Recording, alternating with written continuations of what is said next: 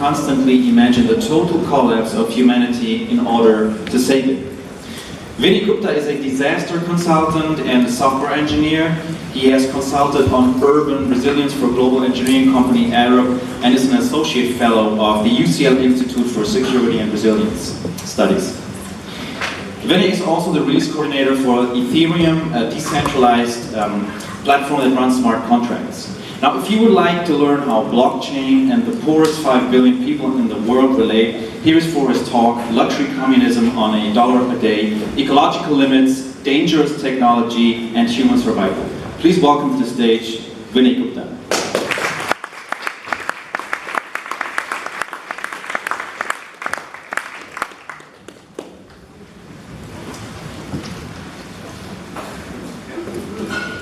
Great. Hi. A lot to cover in 30 minutes. We'll see what we can do. I'm going to start at the very beginning with what Bruce Sterling talked about in terms of this basic human need level. You know, Maslow's zero, the base of the pyramid, the bottom of the show. How does it work? There aren't really very many good objective maps of Maslow's zero, so I made one myself. Basically, there are only 6 things that people die of: being too hot, being too cold, being hungry, being thirsty, being ill, or being injured. And these are the 6 ways that people die. They have lots and lots and lots of subdivisions within them. For example, illness must cover 5,000 different conditions, but in any given society, probably the top 10 illnesses kill 80 or 90% of the people. Same thing for injury. You know, you take out car crashes, and people be slipping over in their bathtubs when they're old, and that's basically all of your injuries in most cultures. In different cultures, the landscape of what kills people varies enormously. So if you go to most extremely poor countries, you'll still discover that tobacco is one of the major killers, exactly as it is here, but the rest of the landscape is very, very different. Lots of waterborne disease, which we haven't had in Europe for a century. All these kind of things are different. So right now, these basic needs are not being met for most of humanity. 1/3 of the people that will die this year will die of poverty. The cause of their death will be directly related to them not having enough money. And this is not esoteric kind of stuff like you needed a $100 million cancer treatment your government wouldn't pay. This is your kids died because you didn't have a toilet and your food got contaminated with human waste because there was no soap and no tap. Right? 1/3 of the humans that die this year will die of poverty. 1 person in 7 experiences chronic hunger causing disease and malnutrition. So the failure on this Maslow zero level is extremely large, and every attempt that we've made to repair that failure has failed. Right? We've tried communism, the result turns out to be mass murder and starvation. We've tried capitalism, the result turns out to be mass murder and starvation. Different people, different reasons, different quantity, but the basic pattern is we don't know how to take care of everybody simultaneously, and when we make a really disciplined effort to try, it seems to make things worse rather than better. So it's important that any solution that we propose to this problem, and you have to solve this problem on the way to luxury communism, there's no other way around it. Any solution that we propose to this problem has to not make matters vastly worse in the process of attempting to fix things. This seems like a very simple, straightforward, basic principle. So right now, there's a very pragmatic approach which a lot of people will take to this, which is technology will save us. And I want to think about this kind of on a timeline, with the past over here and the present over there. We'll put the present, somewhere about here to this side, the future. So from here, looking forwards, people talk about the singularity law. This idea that you'll see an infinite convergence of different technologies to give us dog-like power over humanity. So you can go forward 20 or 30 years, you get nanotechnology, you get biotechnology, you get replication machines, maybe artificial intelligence. The problem with these technologies is that most of them, although they offer a really good chance of solving this basic poverty problem that we have at the back, also create a whole new class, a whole new family of risks. So once you've got easy access to basement biotechnology, you can just download the gene sequence for smallpox, alter a couple of things in a text editor to make it more dangerous, and then print the damn thing out and take it to your high school. And that kind of technology is not 500 years in the future, it's not 50 years in the future, it's 15 to 30 years in the future. And nobody in the industry really doubts this. There's very little doubt that this is the kind of thing which is becoming possible. You get the same kind of dangers down the path of self-replicating nanotechnology. All of this kind of stuff is extremely dangerous. The risk is that it will create a problem which is so much worse than the problem we have now, that it makes the attempt to deploy actual existing real-world communism look positively safe by comparison, and that killed maybe 150 million, 250 million people, depending on how you count. These are extremely dangerous technologies. So what I want to propose is a different way of thinking about how we solve this Maslow zero problem, so that we don't get trapped on a false bridge, right? A false fork in the road. To one side, there's this idea that, well, the only way out of the current situation is that we deploy this kind of ultra technology widely and it will save us, or you just have to accept that this kind of poverty is an essential part of human life and you stay there. I don't want us to get forced into ultra technology that we're not mature enough to handle as a species yet, because we thought the alternative was permanent poverty. We only have to cover 6 causes of human death in order to be able to assume long life for everybody. So let's go through them one at a time. Too hot and too cold is a shelter problem. And shelter is where I get interested in all this stuff. This is a shelter called a hexayer. And the hexayer, it's going to take a second to load. What's it doing? That's not what it's meant to do. Sorry. The hexayer is made of plywood or insulation boards. The clever thing about it is only this. The side piece, the wall, is 1.2 by 2.4 meters, and the roof pieces are made by taking one of the wall pieces, cutting it in half, making a triangle, and then mounting it on the roof. Nothing to it. And there are an awful lot of these buildings in use. They're open source, they're built all over the world. That one is in Haiti. Most of the ones you'll see are in Burning Man. There are a few in Africa. There are some very large domes. Lots and lots and lots and lots of use of these shelters all over the world, much more rapidly in Western countries. So in America, they're building about 2,200 of these every year for Burning Man. Slowly they're being used in the communes. Slowly they're drifting out and being used in small-scale attempts to do things like villages for homeless people. The whole thing is slowly moving forward. Too hot, too cold, covered on the order of $100 per person for the basic shelter. Maybe twice that if you want to use extremely long-life materials. There's a material called honeycomb polypropylene, which will let you build one of these shelters, and it will last for on the order of centuries for about 1,000 units of shelter, 500 if you're building slightly smaller units. So I'd like to suggest that the shelter part of too hot and too cold is extremely easy to fix. This is pictures of hexayers from satellite pictures from Burning Man. And you can see they're just building fields of the things. And as you scroll around the maps, you can see little units dotted around the place. And this is completely vernacular architecture. People are just downloading the designs from the internet and building them, swarms of them. So if that can work for an American population that's largely de-skilled, if it's a good enough shelter that rich people prefer to anything else that they can do, it's likely to be good enough for a global deployment. So what does that leave for the rest of what we're looking at? Here we are. Too hot, too cold, right? Shelter, clothing. Outdoor clothing is now extremely cheap. If your annual budget is $1,200 a year, there's absolutely no reason you can't outfit people with decent waterproof clothing and decent insulation layers. No problem at all. Even if your budget is $500 a year, given how long modern outdoor materials last, there's no reason you can't cover that. Hunger.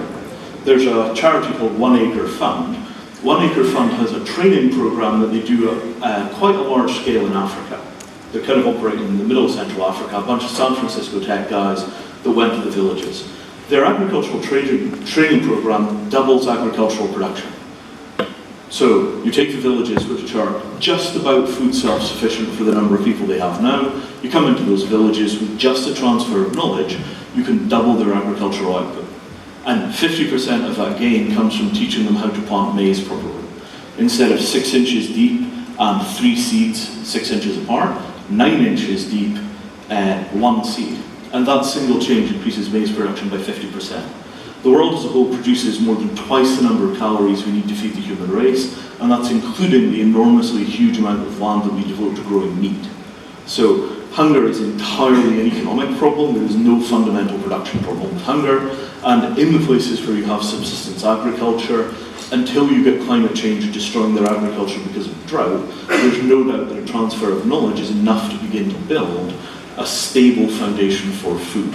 And this gets even better when you begin to introduce food preservation technologies. So once you can teach people things like jarring, canning, pickling, once you can begin to provide proper metal containers for grain storage, the possibilities for increasing the agricultural well-being are quite large. It's not an easy problem to solve in urban areas, but in the areas where people are already growing most of their own food, increasing the efficiency of growing your own food is not nearly as difficult as people would tell you. It's an entirely solvable problem. Which surprised me. Then we look at thirst. Right? Over here, there are a set of very promising new technologies. Basically, the water filtering technology, where you take dirty water polluted with microorganisms, viruses, and filter it, has improved out of all recognition in the past 20 years. They've taken things called straw filters from industry that were originally developed for processes like kidney dialysis, and the straw filters don't clog. So a filter costing $150 will produce 80 litres an hour for basically decades without clogging, because in every stroke the filter is back flushed by clean water. There's a little kind of pressure spring in there.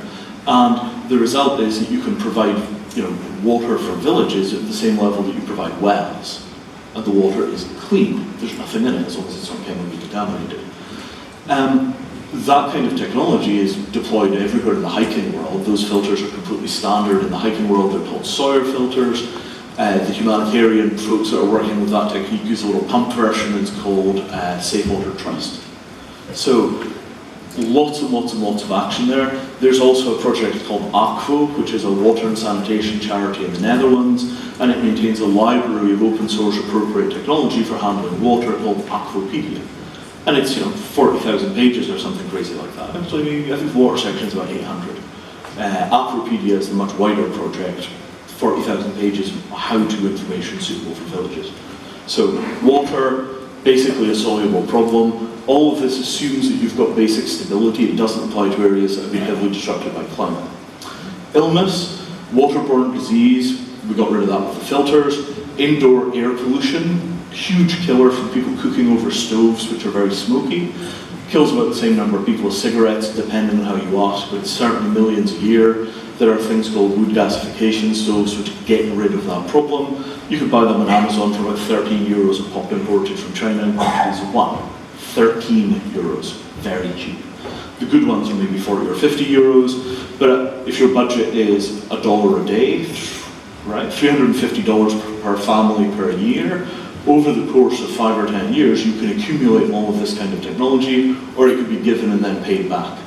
Solar lighting, another thing that gets rid of indoor air pollution because you don't burn kerosene, is completely taking over in Africa and in South America because it's way cheaper than kerosene. It saves families $100 a year of their income going from kerosene to solar light, and they don't need this stuff brought by charities, they're buying it at their local garages. It's gone right down the diesel supply chains wherever people are hauling cigarettes and hauling solar lights. So there's no doubt at all that you can take massive steps on illness without having to do things like genetically engineer mosquitoes. And I'm not necessarily against genetically engineering mosquitoes, but I just want to be clear that there's an awful lot you can do without the beginning of the sort of template where you decide that genetically engineering mosquitoes is a great way to approach a disease. Finally, injury. Crash helmets, reasonable safe driving practices, and not having civil wars on your territory. And that's basically will take care of injury. You still have the kind of industrial safety stuff that it took centuries for us to implement in Western countries. That's essentially a byproduct of unionization. You have to increase the amount of power that workers have before they can get safer working environments, but that's a relatively small killer. So the thing I want to illustrate here is, in 10 minutes, we've basically touched on every single major cause of human death and indicated that there are cheap, affordable technologies which can make a massive impact on those causes. And none of this stuff is dangerous. You cannot easily kill people with a water filter. So It's a jump to an extremely high level of technology. I mean, those water filters are proper nanotechnology inside, but without any actual field risk from deploying them, in the same way that you might get field risk if you deploy genetically engineered mosquitoes to defeat malaria, because the risk is that it will affect the ecosystem in unknown ways. Does that make sense as a kind of base case? That's a lot of technical information to take in quickly, but does the basic model that we might have a bunch of technological solutions which are safe and cheap, that could basically solve this level of poverty, basically make sense? Okay. So now I want to zoom back a little to a slightly larger model.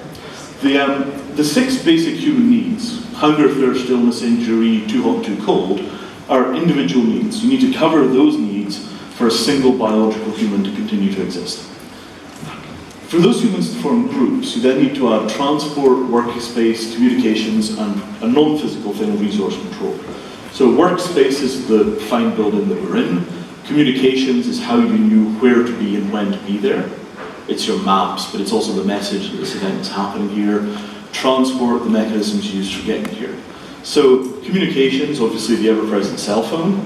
Workspace, well, you've seen the buildings. You can go from the small ones, which are houses, to the large ones, which are just as easy to build. All the triangles are the same. You could use that for a school or workspace or anything else you wanted like that. Transportation is bicycles and buses, things like bus rapid transport, extremely cheap technologies. Not a lot of work has gone into producing a truly efficient to manufacture bicycle. They still use a lot of tricky techniques like welded steel. But even so, if you try and buy an ordinary pushbike in China, you'll find it quite affordable. And if we did serious engineering for an absolutely minimum cost, long life, low maintenance bicycle, there's no doubt at all that we could get a breakthrough there. Resource control is where blockchain enters. So resource control is how it is that we're using this space for this event, rather than it being used to host, for example, a historians conference.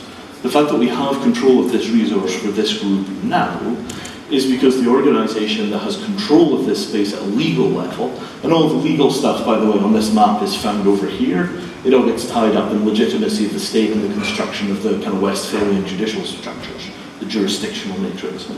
But the fact that we have control of this resource here is a decision that was made by allocating money. And allocating money is basically the only way that our societies have of allocating scarce resources. Older societies will use all kinds of different mechanisms for allocating scarce resources.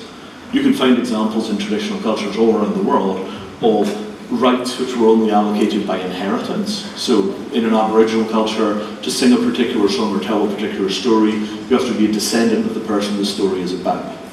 The inheritance of a noble title is another way of an asset passing which didn't have money attached to it. Clerical titles, the archbishop, this wasn't something you were typically sold as. All of these kind of structures have basically washed out of our societies in favour of a property mechanism called money.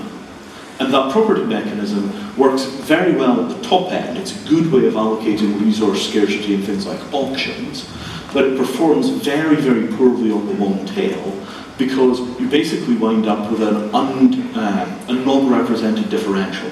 So an extra $100 million means almost nothing to Bill Gates. An extra $100 million could mean a total transformation of a poor city.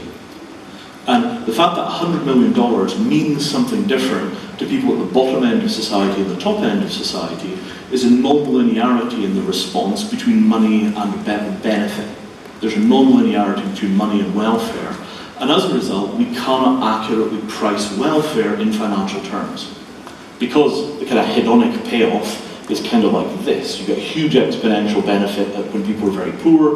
When they're very rich, more money has almost no impact on them. Because we don't price that into the financial system, the money doesn't accurately reflect human benefit.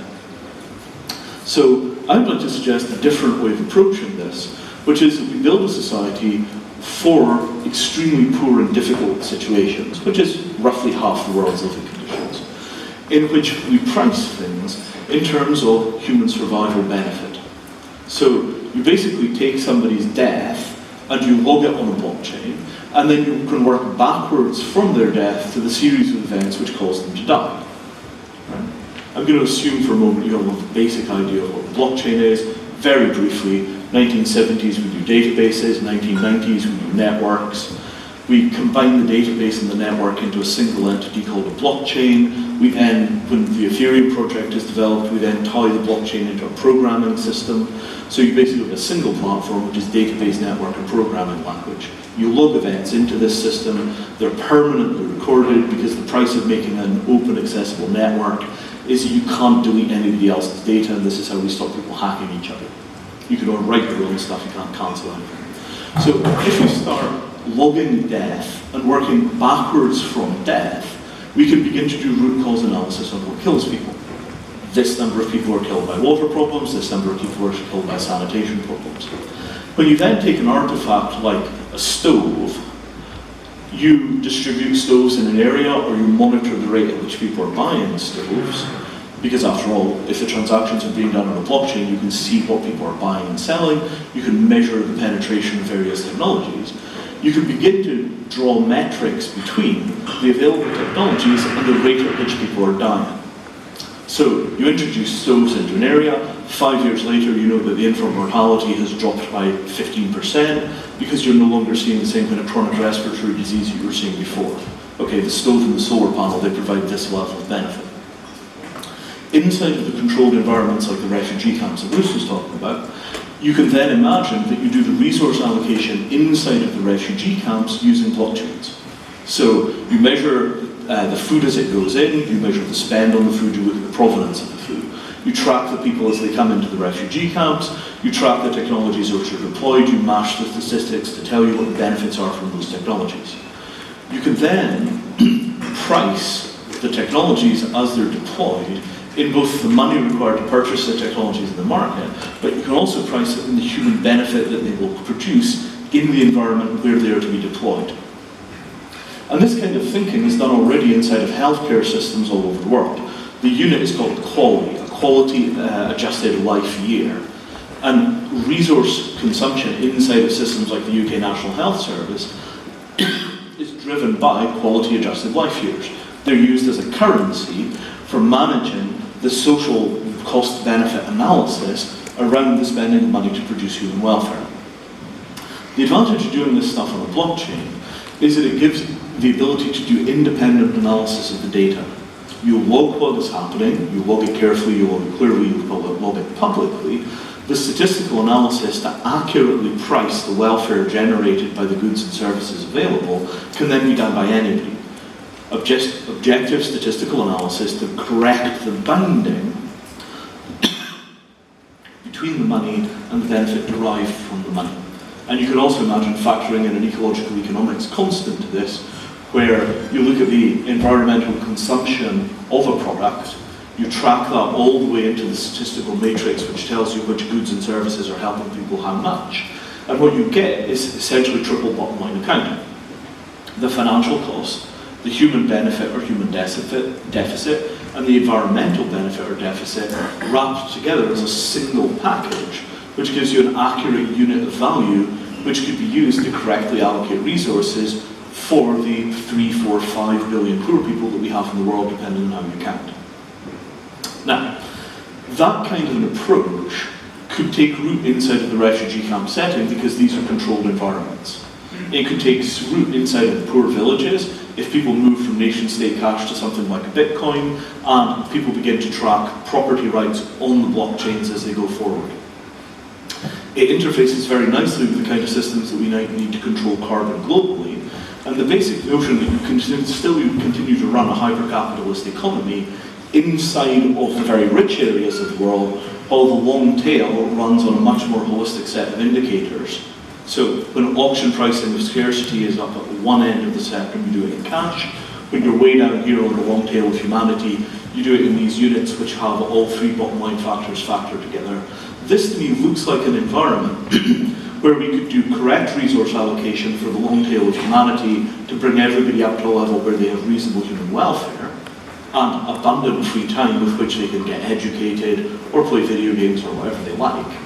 Right? There's almost zero resource consumption associated with digital goods, so you could be a digital billionaire if you live in a small village and still grow all of your own vegetables. And this, to me, is a less than one planet's worth of consumption, luxury communism framework for the poor. It's almost like luxury Maoism. So you're kind of digital millionaire luxury Maoism at the bottom of the pyramid on the long tail, and then you leave the regular rich to do more or less exactly what they're doing now, because at the end of the day, we've got no way of controlling these people. And if we've got no way of controlling these people, the attempt to fight with them for our resources so that we can straighten out the planet is probably futile. If they're bigger and heavier than most nation states, we almost certainly cannot displace the rule of the billionaires. But at the same time, if it doesn't cost the billionaires anything to fix the long tail of humanity's problems, maybe we just let them run amok while we go and win the fights that we can win, rather than focusing all of our efforts on the politics of envy. So the final thing that I want to say before we wrap up is something about genealogy and lineage. I'm going to embarrass our previous speaker horribly here. So I got into all this disaster relief stuff because I was about 17 years old, and I read a short story by Bruce called Green Days in Brunei about a political and religious movement coming out of Asia that was all built around the idea of using open source appropriate technology to benefit the fundamental baseline of humanity and create some kind of sustainable world. And I remember distinctly reading this when I was about 17, and the thought formed in my head, I could do that. And the role of culture in producing these kind of ideas, never think that you're wasting your time on the arts, because the engineers follow the art, right? Life imitates art. Every generation of engineers reads science fiction, absorbs them all, grows up and then builds, right? Couldn't get to plywood catamarans, but got to plywood houses. And the basic analysis that you could do enormous mass production of human welfare from very simple stock materials, you know where I got that. So there's no reason that we can't build a world that actually works, right? You do industrial mass production for it, you can do industrial mass production for. You do mass customization for it, you can do mass customization for. And you allocate the resources correctly by properly pricing the assets in human terms, in ecological terms, in benefit terms, and in financial cost terms. We can actually do this. We've got the technology, there's no reason not to, and there I'll end. Thank you.